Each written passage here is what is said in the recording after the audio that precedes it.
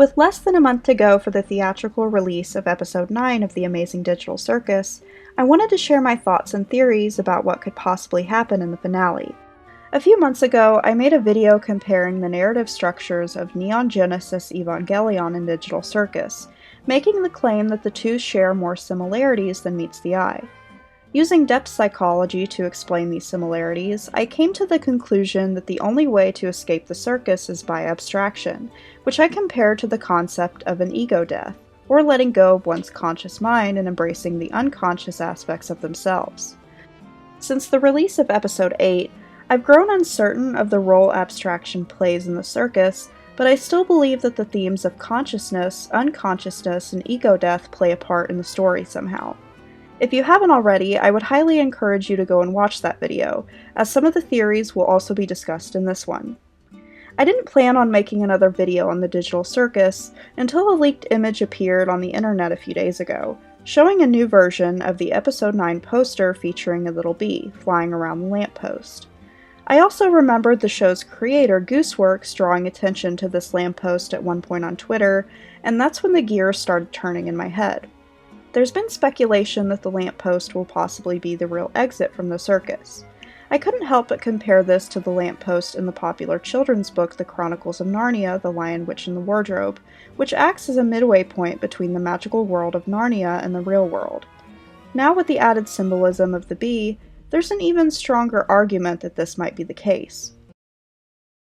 In my video comparing Digital Circus to Evangelion, I utilized depth psychology to explain my points, particularly using the theories created by Carl Jung. I used his map of the psyche, or map of soul, to briefly analyze a few of the characters.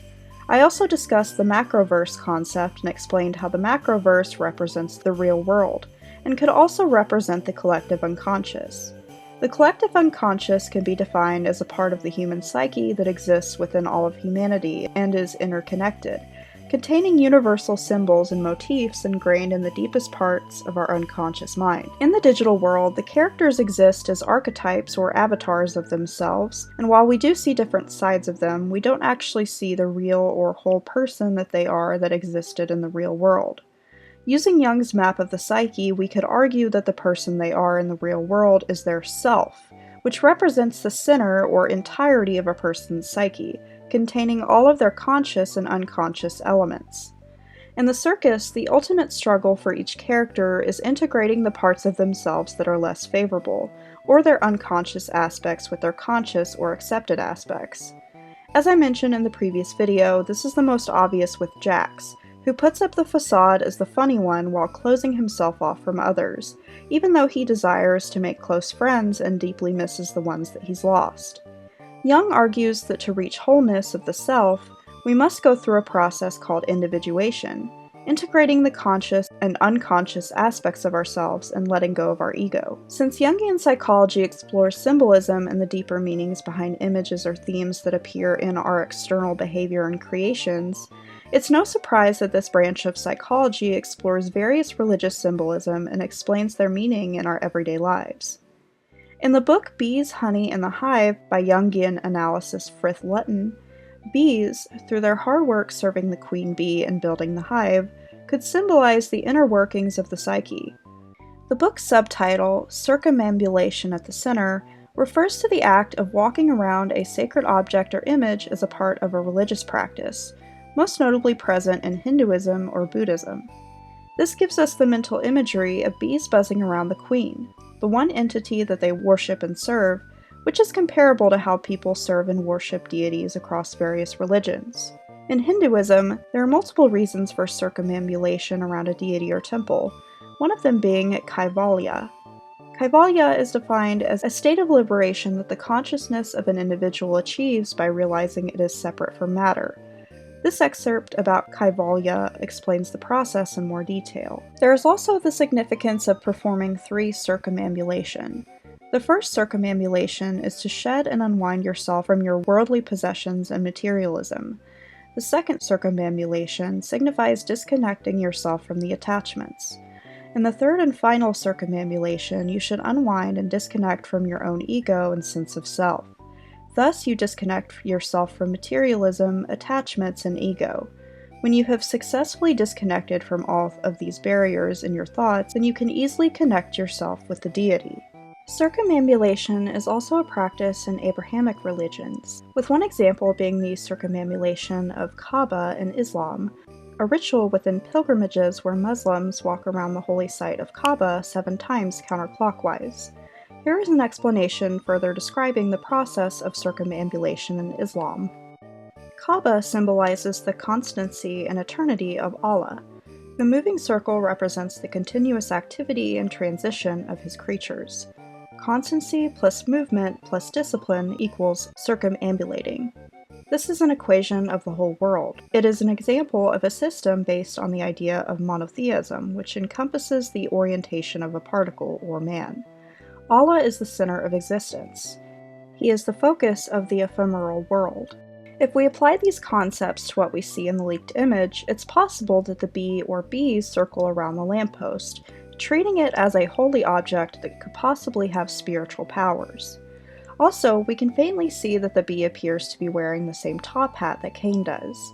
This implies that the bee is connected to Cain in some way, whether it is his true form or possibly one of many bees that exist and work to create the entirety of the circus.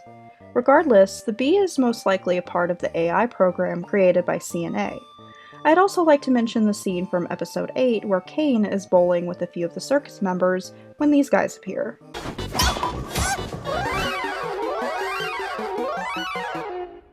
I'm so proud of you guys. It's possible that these bugs, or what I assume to be bugs, and the bee are related somehow, given how similar they are in appearance. It would also align with the themes of entomology throughout the series, with Kinger and his wife being interested in insects.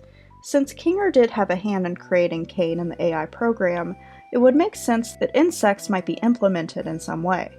I theorize that these insects, with the bee or possibly multiple bees at the forefront, are the ones who technically built the circus from behind the scenes. Cain telling these insects that he is proud of them might imply that he is in charge of them, especially if he is really the bee in the leaked photo. The insects and/or bees are possibly an integral part of the AI program, and most likely constructed the quote-unquote reality of the circus, serving a higher power, which could be represented by the lamppost. I speculate that this higher power is the human creators at CNA, and those who exist outside the circus and inside the macroverse. This is why I brought up the concept of circumambulation and the imagery of the bees creating a hive and serving the queen, because I believe that this represents what's actually going on in the circus behind the scenes, and this could possibly be revealed in the final episode. To further explain the roles of the insects or bees as constructors in the circus, I'd like to look at things from an alchemic lens. Alchemy has been mentioned or utilized in various pieces of fiction from all over the world in recent years, ranging from the Harry Potter series to the anime and manga world with titles such as Fullmetal Alchemist and even Evangelion. Alchemy in the real world is a philosophy or proto-science with the goal of transforming raw earthly materials into divine substances, often for healing purposes, or even for achieving immortality. Think of alchemy as a very early form of chemistry. Bees have been described as alchemists of the natural world, with their ability to turn nectar and pollen into honey. They are vital for the Earth's ecosystems. According to experts, bees contribute to pollinating 35% of the world's total crop production. If honey production is the alchemy, pollination is the spell that binds it all together. As bees forage, they transfer pollen from flower to flower, enabling fertilization and seed production. This cross-pollination is vital for plant reproduction and forms the foundation for our entire food chain. The alchemy of honeybees is more than poetic. It's the golden thread holding our planet together. These tiny alchemists sustain life in ways most of us never see. To relate this back to my theory that the bees or insects are the secret builders of the circus, let's think of the raw material here as the images or data that CNA fed the AI program. With this raw material, the builders of the digital world turn these pictures into a coherent, quote-unquote perfect world of their own. These images ultimately came from the divine, or in this case, the macroverse. This would also make these insects or bees the closest entities to the real world. Ancient cultures viewed honeybees as messengers between heaven and earth, oscillating between realms to create something divine. Some examples of this include the ancient Egyptian interpretation of bees. The Egyptians associated the bees with divine power, and even saw the bees' ability to produce honey as a metaphor for the soul's elevation towards spiritual enlightenment. Another interesting spiritual interpretation of bees comes from Celtic mythology, where bees are seen as a bridge between our world and the other worlds, or the divine realm. With these symbolic interpretations in mind, it makes the significance of bees in the digital circus that much stronger. Obviously, this leaked image is not the first time bees were mentioned in relation to the circus, as Kane often draws them or appears in the background in some episodes. I'd also like to acknowledge the existence of the blue AI from the beginning of episode 8. Admittedly, I'm unsure of how my bee theory will play it into the idea that there are two coexisting AIs in the circus. If we consider bees or insects being the secret builders of the circus, the blue AI could be their queen instead of the lamppost or the macroverse. It's also still unclear if there's only one bee, multiple bees, or insect characters that are going to be relevant to the story, but I like to think that since we've come across them time and time again throughout the series, they will probably become more important than they seemed initially. So what is the overall role bees will play in the final episode in relation to the circus members? I think it's very likely that the bee featured in the image or multiple bees will act as a guide to lead them out of the circus. Just like how the bees are portrayed as messengers between the human world and the spiritual world, I think the bees or the bee character will provide insights on how the circus members will escape, whether they actually lead them to an exit or give them the knowledge on how to get there.